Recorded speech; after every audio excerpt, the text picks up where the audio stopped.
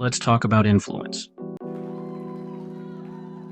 Influence is much easier to gain than people think. You can even manipulate influence and reverse it as well. It all depends on how you want to go about it. How much do you decide to manipulate it? You can manipulate for good, bad, or even neutrality. It isn't always for the worse.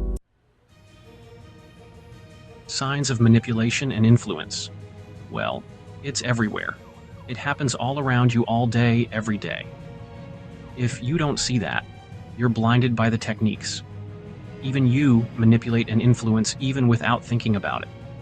The brain is programmed to think, everyone but you is the problem, but still follows the majority since they will protect you. Without them, you believe you will die off or fail. This is just part of evolution.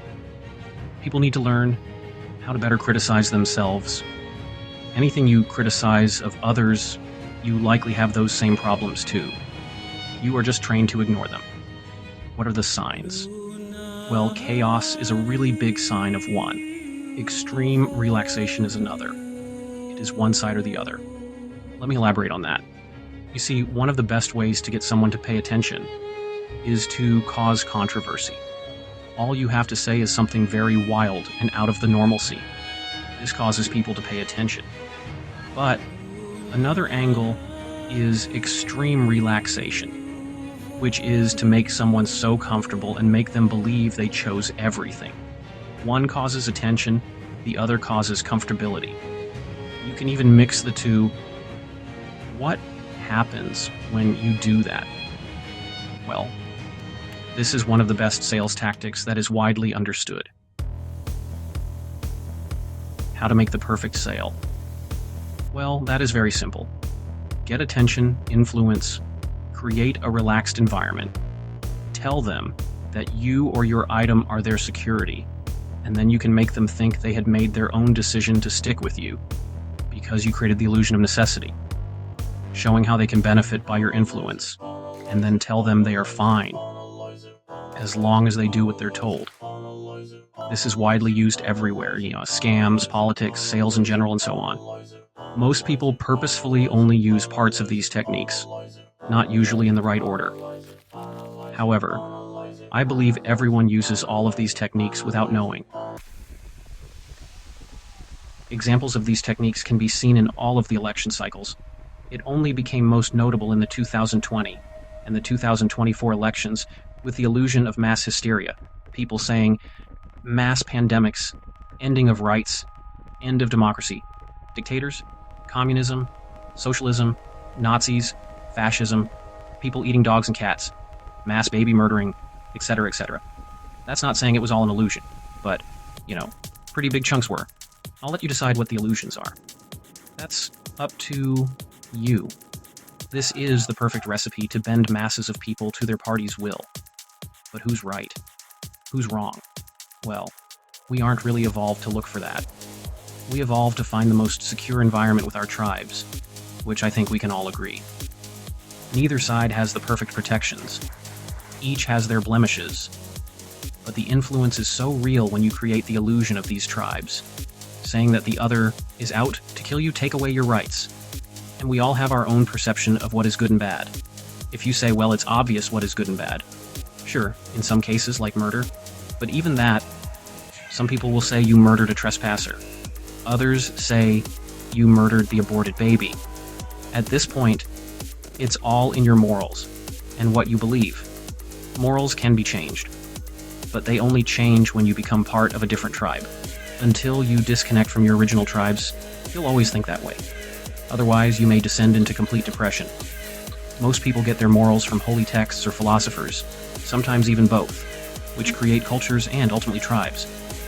Many say the brain is where you derive morals, knowledge, and experience. However, these experiences change with time, meaning morals can never be static unless you get them from ancient texts. Because, let's face it, even science proves things wrong every day. And generations after us will always view the world differently than the last because of how society evolves and how technology makes up for massive amounts of labor every generation. People are afraid of AI, as if it's the end of work.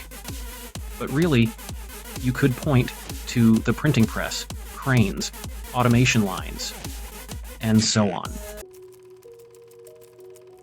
We need to learn that as society evolves, we must not lose sight of the past, because, honestly, those who forget the past are doomed to repeat it. Therefore, definitions must never change. You can expand language, add words, and so on.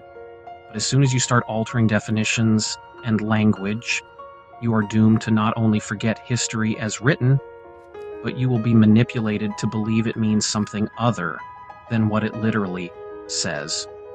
An example of this is how we interpret the Constitution.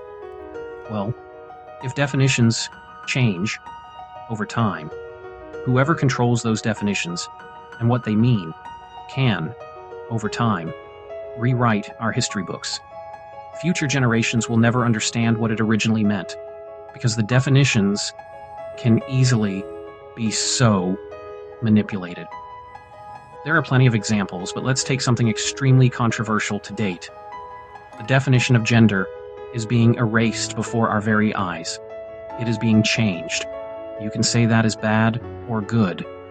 But over time, even when very well studied, it will not only confuse our future generations, but the majority of people will have a completely different perception of what we thought today and what they thought in the past. Because most people do not research and understand what changed. They just loosely understand what it means today. A major influence that is obvious when you're looking for it is repeated messaging.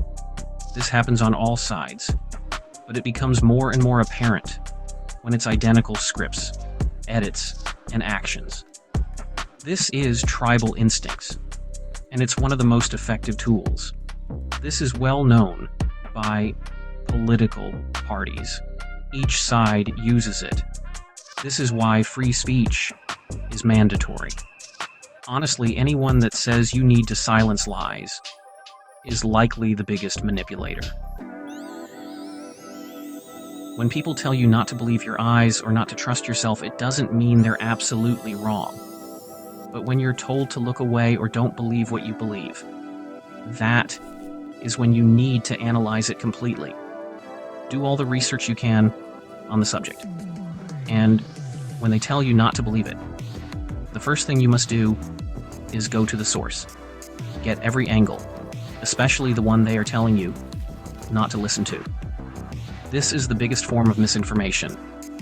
Misleading, influential, manipulation. If you just believe the people telling you not to look, get to the bottom of it, or you will be used. This is a subject that I hold dearly, and I will likely rant on forever about. But one thing is certain, to always remember to stay skeptical